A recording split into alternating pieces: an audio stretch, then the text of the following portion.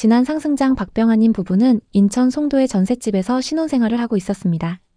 이때 아내 소미님은 전세 연장 대신 매매를 하고 싶었습니다. 그 많은 집 중에 내 집 하나 없다는 게 너무 불안했죠. 당시 인터넷 커뮤니티와 유튜브 뉴스는 매일 부동산 투자 이야기로 도배됐습니다. 지금이 마지막 기회다. 수도권 부동산은 사두기만 하면 무조건 오른다. 이런 말들이 곳곳에서 나왔죠. 그때 소미님은 당시 살고 있던 송도의 아파트들이 오를 게 보였습니다. 집값은 서울의 반값인데 신축인데다가 앞으로 교통 호재가 있어서 안 사면 후회할 것 같았죠. 그리고 네이버 부동산 카페에서 만난 부동산 투자 모임 회원들이 송도는 앞으로 오를 거라고 했기 때문에 더 확신을 가졌습니다. 게다가 그 타이밍에 마침 소미님의 절친인 수연님이 인천 송도에 투자해서 벌써 1억 이상 벌었다고 자랑을 했죠. 그날 저녁 부동산 투자 이야기를 꺼냈습니다. 소미님의 남편도 긍정적이었습니다. 왜냐하면 부동산 투자로 돈을 벌었다는 직장 동료들이 많았기 때문인데요. 하지만 부부의 가장 큰 문제는 자본이었습니다. 신혼이라 모아놓은 돈도 많지 않았고 월급이 많은 것도 아니었기 때문에 높은 집값을 감당하기에는 무리가 있었죠. 부부는 고민에 빠졌습니다. 고민 끝에 우선 전셋집 대신 월세집에 살면서 전 재산을 투자해서 집을 사기로 결정했습니다. 집값이 오를 걸 생각하면 부담스럽지 않았습니다. 물론 많지 않은 월급으로 매달 월세를 낸다는 게 쉬운 결정은 아니었지만 당시에는 일단 집을 사두기만 하면 돈을 벌게 보였기 때문에 좋은 선택이라고 생각했습니다. 그렇게 전셋집을 정리하고 전세금과 모았던 돈을 합쳐 현금 2억 2천만 원에 신용대출 5천만 원, 부모님께 받은 돈 3천만 원까지 총 3억을 모았습니다. 이 돈으로 부부는 인천 송도에 매물을 계약했습니다. 2017년식 26평 아파트로 송도 글로벌파크 바로 앞에 위치한 단지였죠. 매매가는 9억, 전세는 6억으로 갭 3억이었습니다.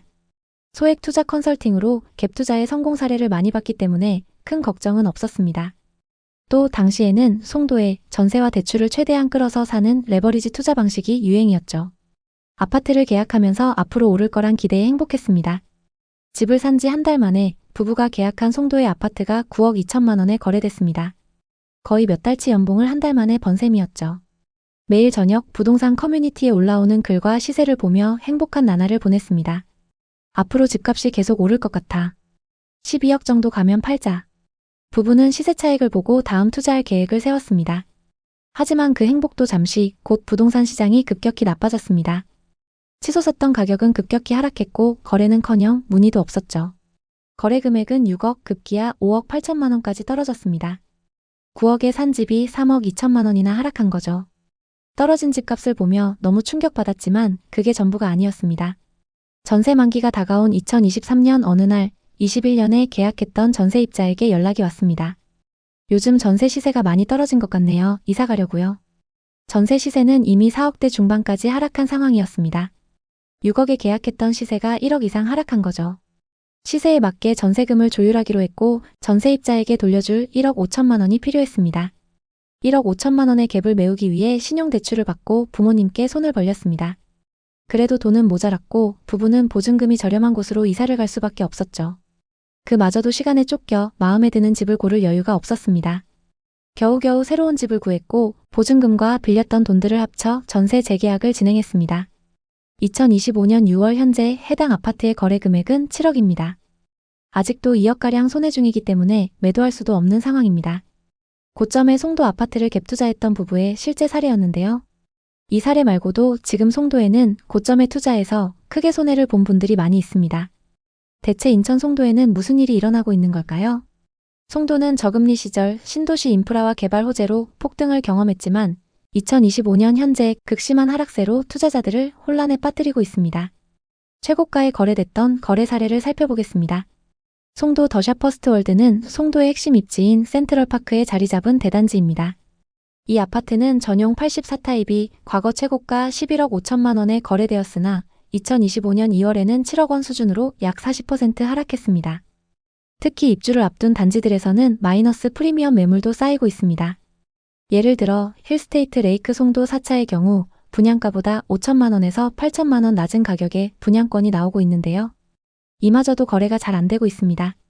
송도의 부동산 시장이 이렇게 극단적으로 하락하는 이유는 무엇일까요?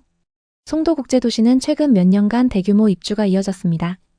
인천시 주택 공급 통계에 따르면 2023년 5만 가구가 입주했으며 2024년 3만 4천 가구, 2025년 2만 4천 가구가 추가 입주 예정입니다.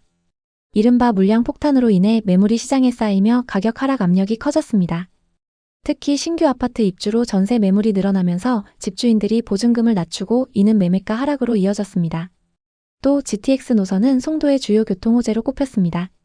송도를 서울과 빠르게 연결해 접근성을 높일 것으로 기대되었으나 착공 지연으로 투자자들의 실망 매물이 늘어났습니다. 2021년까지만 해도 GTX 호재로 투자 수요가 몰렸지만 공사 지연과 함께 기대감이 꺾이며 가격 조정이 가속화되었습니다. 사실 2020년, 2021년 송도 부동산 급등의 주요 원인은 서울의 강력한 부동산 규제에 따른 풍선 효과였습니다. 서울의 대출 및 세금 규제로 투자자들이 상대적으로 규제가 덜한 송도로 몰리며 집값이 치솟았습니다.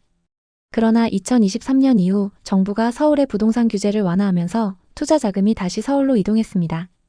특히 강남 3구와 마포, 용산 등 서울 핵심 지역이 반등세를 보이자 송도의 투자 매력도가 상대적으로 하락했습니다. 송도의 또 다른 하락 사례들을 살펴보겠습니다. 2025년 3월 송도 아메리칸타운 아이파크 전용 84타입은 7억 8,500만 원에 거래되었습니다. 이는 직전 최고가인 9억 2,500만 원 대비 1억 4천만 원 하락한 금액입니다. 다음은 송도 풍림 아이원 2단지입니다. 이 아파트 전용 84타입은 2025년 3월 6억 700만 원에 거래되었으나 2025년 4월 5억 4천만 원에 거래되며 다시 5억대로 내려앉았습니다. 이는 2021년 최고가 8억 5천만 원 대비 약 30% 하락한 수치입니다. 이처럼 송도 아파트는 2020년, 2021년 저금리 시절 10억에서 13억대를 기록했던 국민평형이 2022년 이후 급락하며 5억에서 7억대까지 떨어졌습니다. 일부 단지는 최고가 대비 50% 이상 하락하며 투자자들에게 큰 충격을 주고 있습니다. 네이버 부동산과 부동산 플랫폼 아실에 따르면 현재 송도의 아파트 매물은 2024년 대비 약 25% 증가하며 매물 누적 현상이 심화되고 있습니다. 송도의 전세가율은 2021년 7, 80%에서 2025년 5, 60%로 하락했습니다. 전세 수요가 줄고 신규 입주 물량으로 전세 매물이 늘어나면서 전세 가격도 동반 하락했습니다. 일부 신규 단지에서는 분양가보다 낮은 가격에 거래되는 마이너스 프리미엄 사례가 속출하며 신규 분양 시장에도 악영향을 미치고 있습니다. 송도 내에서도 지역별 양극화가 뚜렷합니다. 1에서 4공구, 즉 센트럴파크나 국제업무지구와 같이 인프라가 잘 갖춰진 지역은 상대적으로 하락폭이 작거나 소폭 반등 사례가 나타납니다. 예를 들어 송도 센트럴파크 푸르지오 전용 84타입은 2024년 7월 9억 4천만 원에서 2025년 4월 11억으로 1억 6천만 원 상승했습니다. 반면 609, 809 등 신규 개발 지역은 과도한 공급과 교통 인프라 미비로 하락폭이 큰 상황입니다. 송도는 여전히 개발 중인 도시로 장기적으로 인프라 확충과 같이 상승 가능성이 있지만 약점도 명확합니다. 가장 큰 리스크는 과도한 공급입니다. 2025년, 2026년 대규모 입주 물량은 단기적으로 가격 상승을 억제할 수 있습니다. 또 신축 분양권이 마이너스 프리미엄으로 나오고 있는 상황도 좋지 않습니다. 신축 아파트가 분양가보다 저렴하게 나오는데도 거래가 안 되는데 구축 아파트는 더 심하겠죠. 송도는 탄탄한 실수요가 있다고 강조하시는 분들도 있습니다.